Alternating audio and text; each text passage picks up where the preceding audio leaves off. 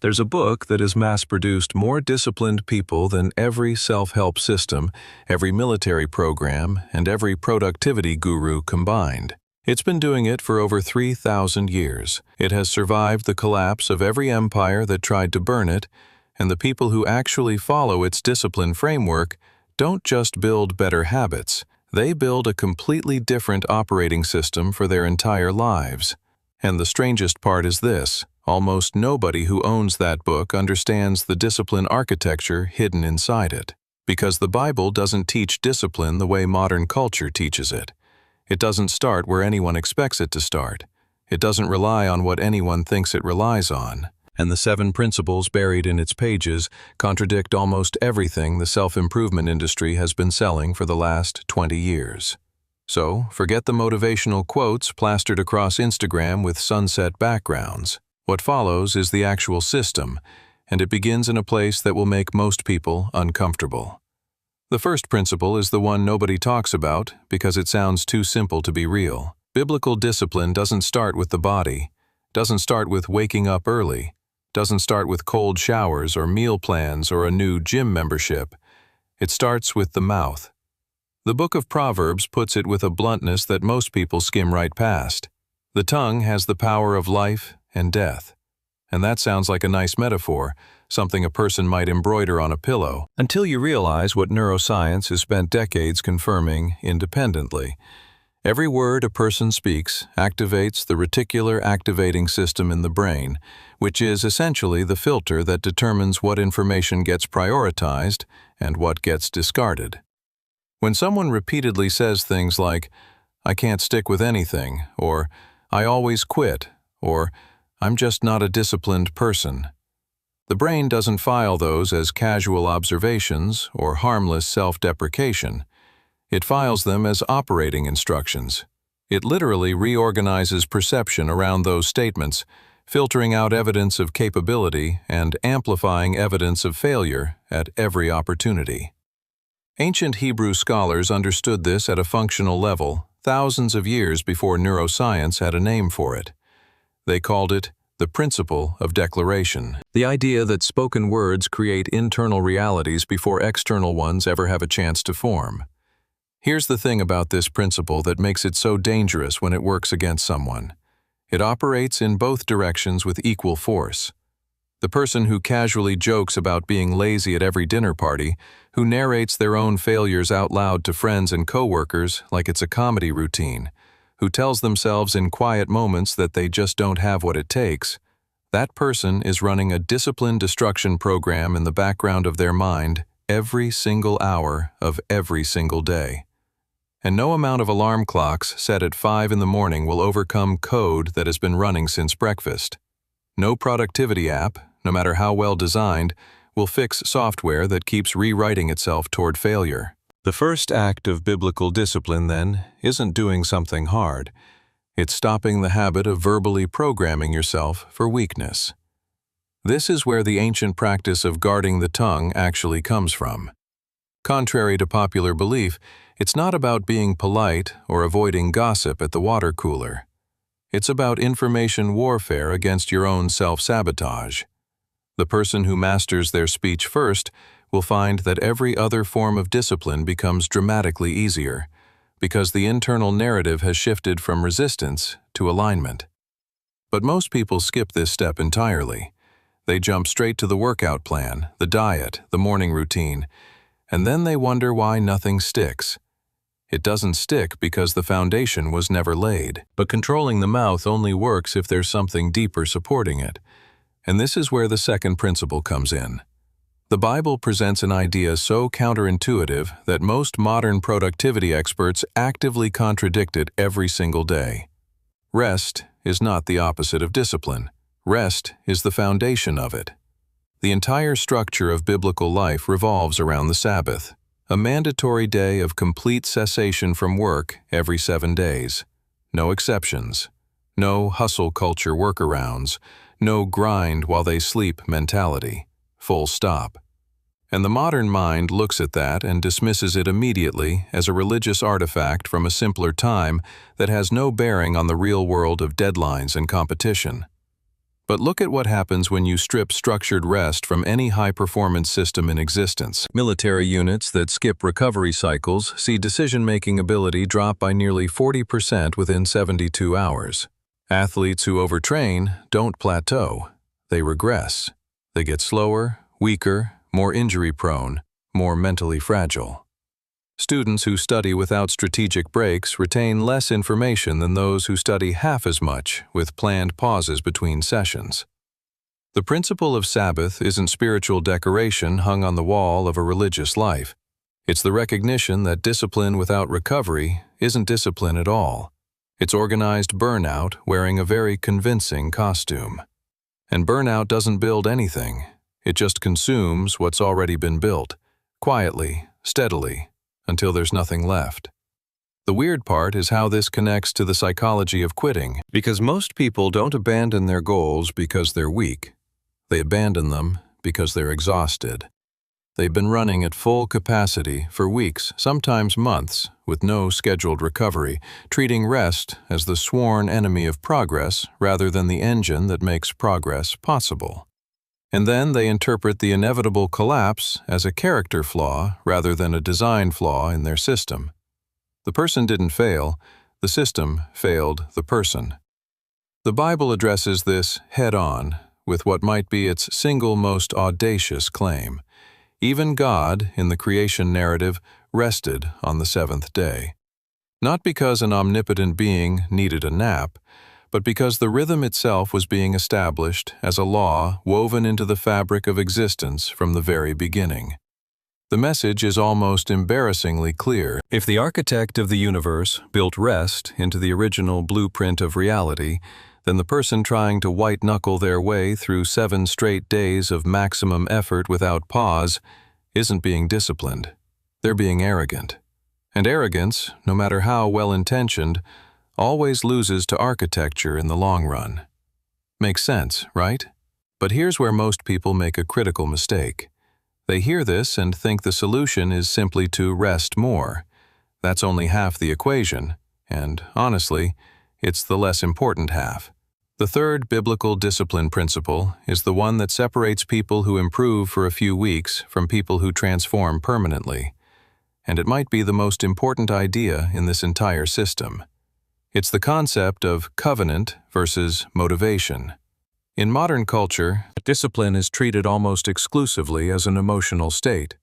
People feel motivated, so they act with enthusiasm and energy.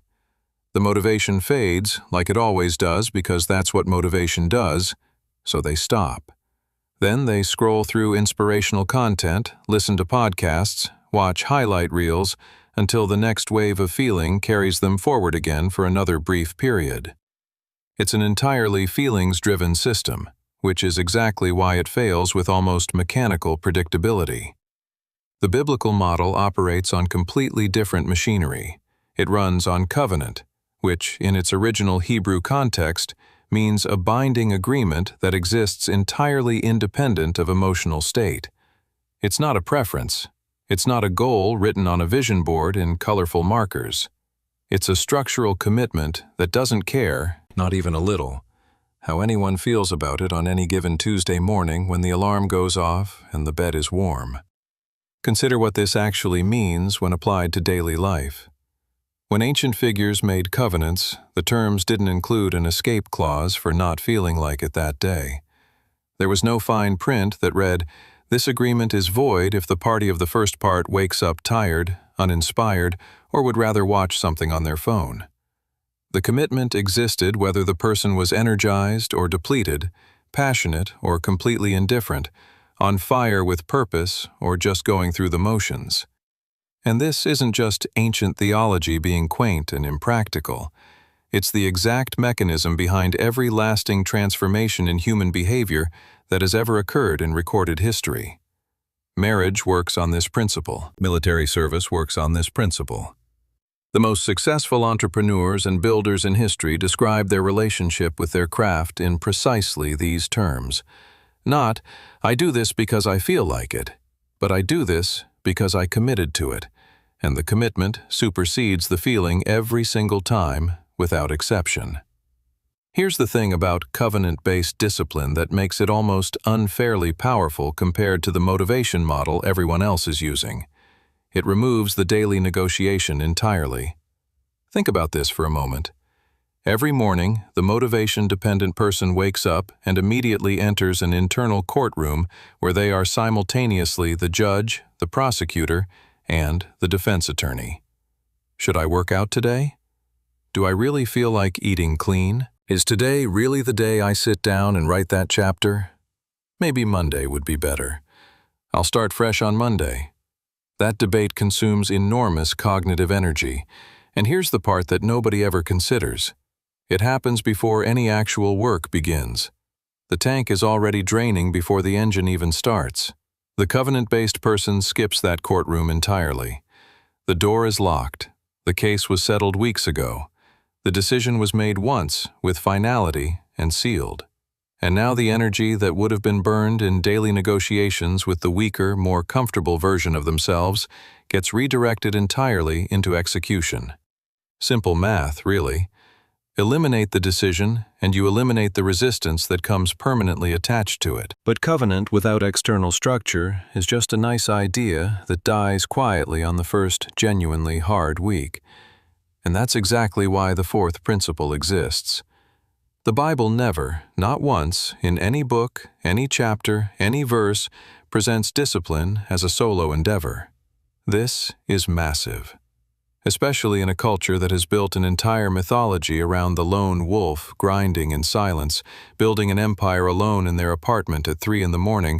with nothing but caffeine and willpower and a motivational screensaver. The idea that discipline actually requires other people feels almost like an insult to the self-made narrative. But the biblical framework is ruthlessly, stubbornly, almost annoyingly consistent on this point across thousands of pages. Ecclesiastes states it with zero room for creative reinterpretation. 2 are better than 1 because they have a good return for their labor.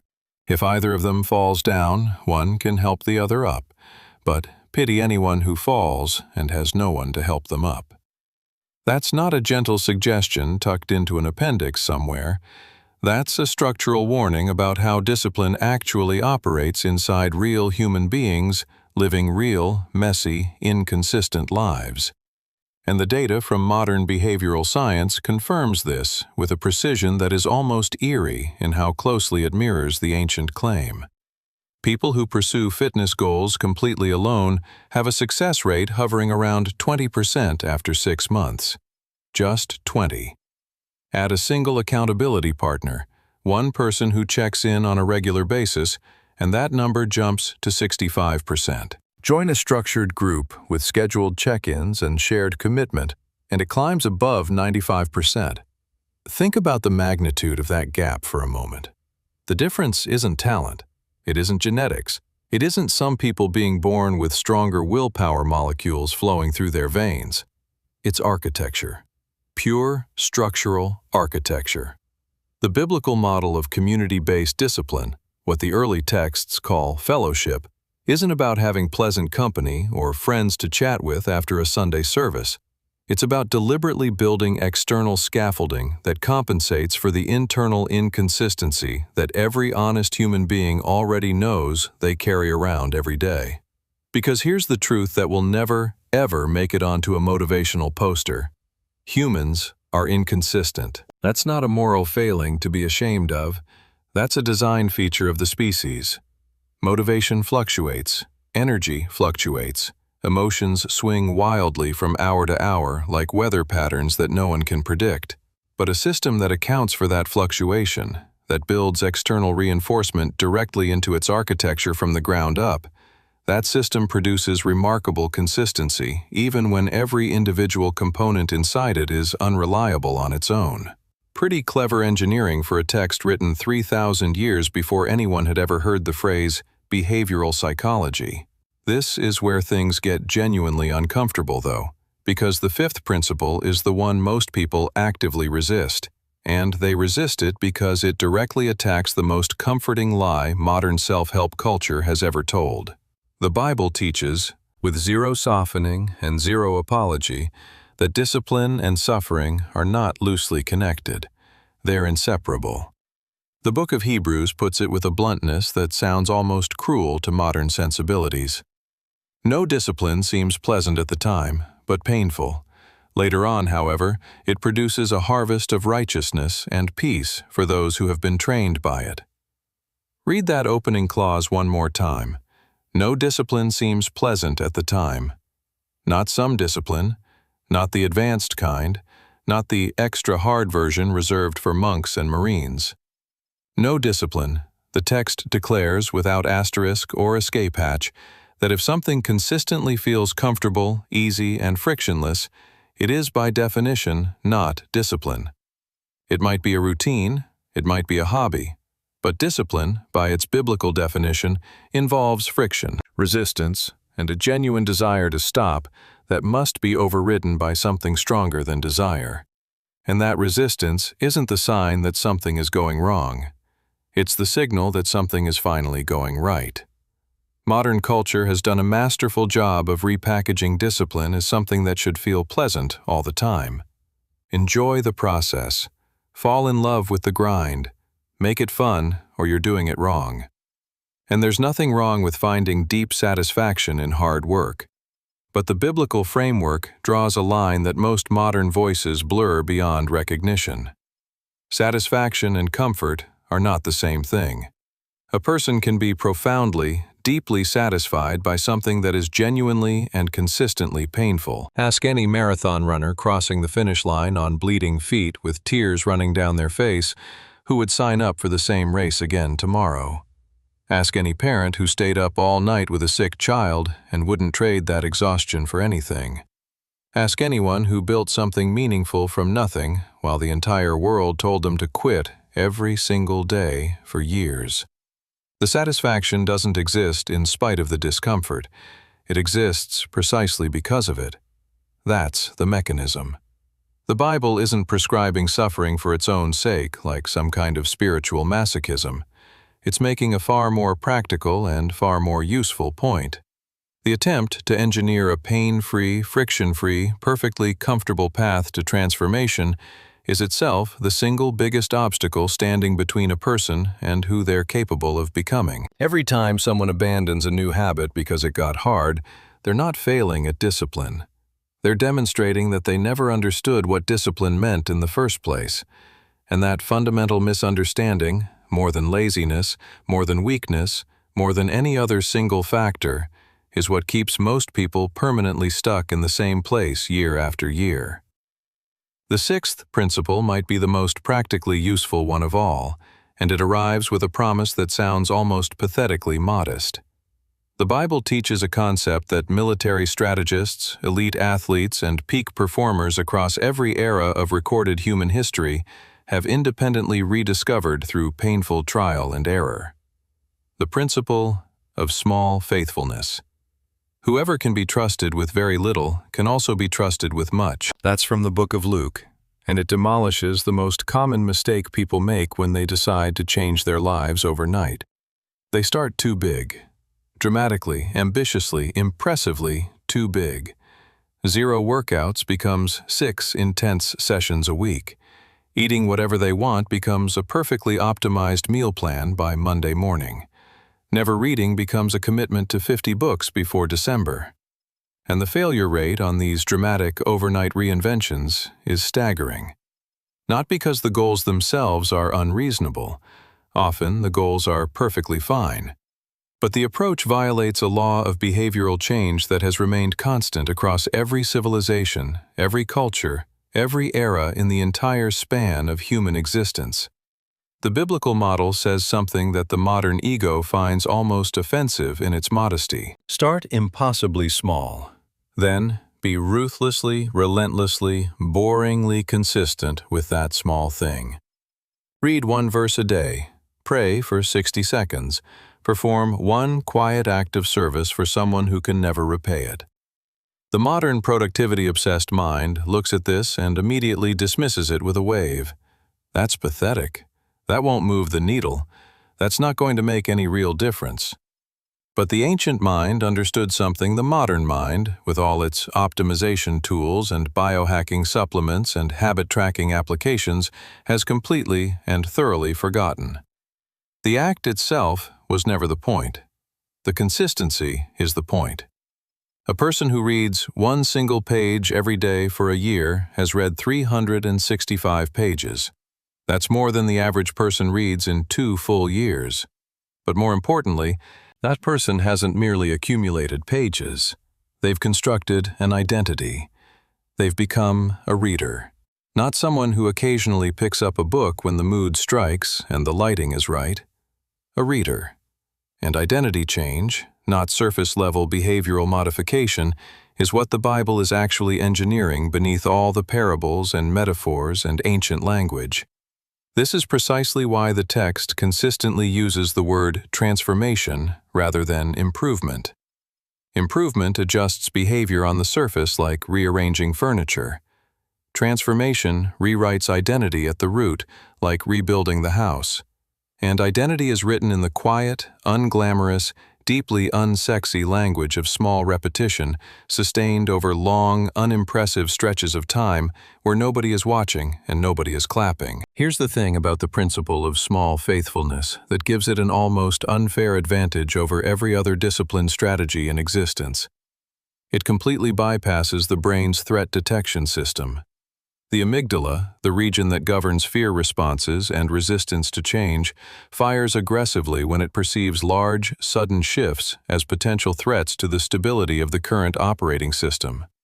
This is exactly why massive overnight transformations trigger such intense internal pushback and such powerful, almost irresistible urges to retreat to the familiar. The brain is literally interpreting ambition as danger and responding accordingly. But changes that are small enough to fly completely under the amygdala's radar don't trigger that resistance response at all. They accumulate silently, invisibly, day after boring day. Until one morning, the person looks up and realizes with genuine, almost disorienting shock that they've become someone entirely different from who they were 12 months earlier. The ancient writers didn't have the vocabulary of modern neuroscience, but they had something arguably more valuable, thousands upon thousands of years of direct observation confirming the exact same principle from the ground level. "Do not despise the day of small things," the prophet Zechariah wrote, because those small things, the ones too boring to post about, too modest to impress anyone, too quiet to attract even a moment of attention, are the actual mechanism by which permanent, irreversible transformation has always occurred. Every single time, without exception, across every culture and every century. The seventh principle ties every thread into a single cord, and it's the reason this framework has outlasted every other discipline methodology in human history by thousands of years. The Bible teaches something that will sound fundamentally wrong the first time anyone hears it. Discipline is not a means to an end. Discipline is the end. In the Western achievement-obsessed mindset, discipline is always positioned as a tool used to acquire something more desirable. Discipline to get wealthy. Discipline to build the physique.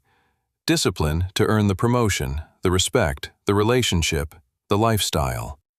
The thing being acquired is the real prize, and discipline is just the toll road, the unpleasant stretch of highway you endure to arrive at the destination that actually matters. But the biblical framework inverts this model so completely that it feels disorienting at first. The book of Timothy describes godly discipline as having value for all things, holding promise for both the present life and the life to come. Discipline isn't the road that leads somewhere better. Discipline is the somewhere better, the destination wearing the disguise of a journey. This sounds philosophical until you watch the practical consequences unfold in real behavior. When discipline is treated as merely a tool, it gets abandoned the moment the goal is reached, or the moment the goal starts looking impossible. Lose the weight, the diet vanishes overnight like it never existed. Miss the deadline by too much, the effort evaporates into thin air. Hit the income target, the intensity and focus quietly soften. The tool served its purpose, so the tool gets put away. But when discipline is understood as the actual thing being built, as the identity being forged in the fire of daily practice, as the real treasure rather than the map that was supposed to lead to some other treasure, then no individual outcome has the power to derail it. The person doesn't practice discipline in order to achieve things. The person achieves extraordinary things because they have become disciplined at the deepest level of who they are. The causality flows in the exact opposite direction from what everybody assumes. And this fundamental reversal is precisely why figures throughout biblical history demonstrate a consistency that looks almost superhuman through modern eyes. They didn't have better willpower.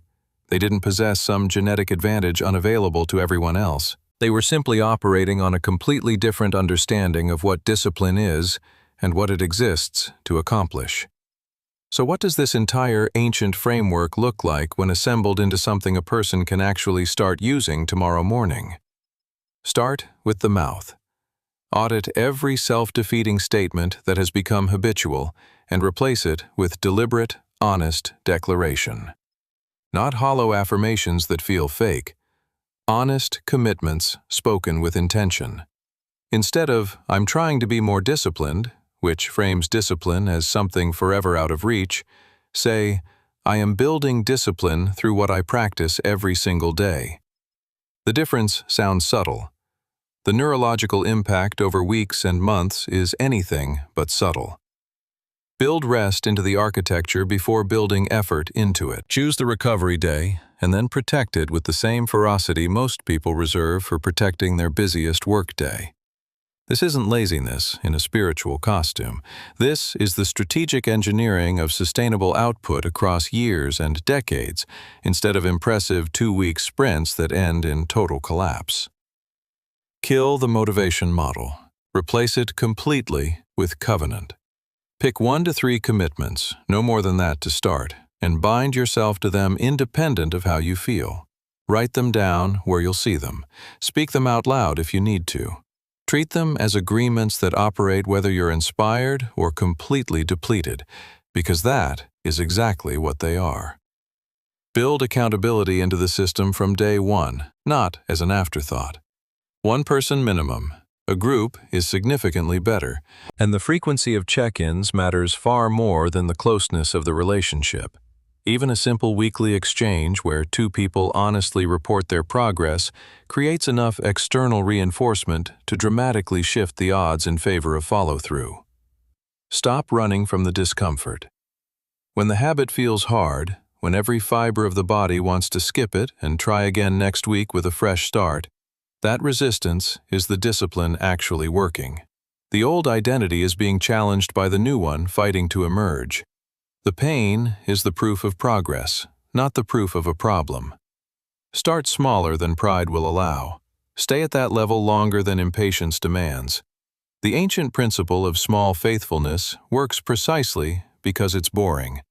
And boring, it turns out, is sustainable in ways that dramatic and exciting and impressive never will be across the span of a lifetime. And finally, stop treating discipline as the admission price reluctantly paid for results, and start recognizing it as the result itself. The person who internalizes this single shift stops needing external motivation permanently, not because they've transcended human limitation and become some kind of machine, but because the daily act of showing up, of honoring the covenant, of doing the small, faithful thing one more time when nobody is watching, has become its own reward, its own meaning, its own quiet and undeniable proof that they are becoming exactly who they were always capable of being. This system has outlasted every empire, every cultural revolution, every productivity trend, every motivational movement, and every self-help bestseller in the entire history of human civilization. It wasn't built on the shifting sand of human emotion or the latest study that will be contradicted by next year's research. It was built on an understanding of human nature so precise, so unflinchingly accurate, that thousands of years of technological advancement haven't managed to make a single principle in it obsolete. The question was never whether it works. That was settled a very long time ago by millions of transformed lives across dozens of centuries on every continent. The only question that actually matters now is whether the person hearing this is finally ready to stop searching for an easier system, a more comfortable path, a shortcut that has never existed and never will, and actually use the one that has been sitting right there on the shelf, waiting patiently this entire time.